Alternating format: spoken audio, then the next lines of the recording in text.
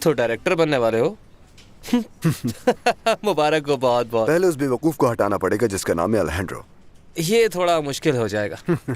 देखो, वेनिसा उससे बहुत खफा है और कंपनी चलाने का कोई खास तजर्बा उस बेचारी के पास है नहीं। फिलहाल तो हर फैसला हम तीनों मिलकर करेंगे, और अगर वेनिसा मेरे साथ हो तो अलेजेंड्रो कुछ नहीं कर पाएगा। आई होप ऐसा ही हो और वो खुद ही पीछे हट जाए। आखिरकार अब जाकर मुझे अपनी मेहनत का फल मिलने वाला है। और हाँ, अर्नेस्टो भी मेरे साथ है। इस प्रोजेक्ट के साथ ये भी साबित हो जाएगा कि तुम अपनी फैमिली को तरजीह देते हो, और साथ हम भी अच्छे पैसे कमा लेंगे।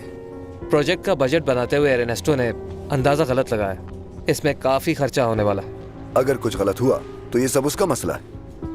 मेरा मकसद सिर्फ और सिर्फ ममा और सब पर साबित करना है कि मुझे डायरेक्टर बनाने में बहुत देर कर दी।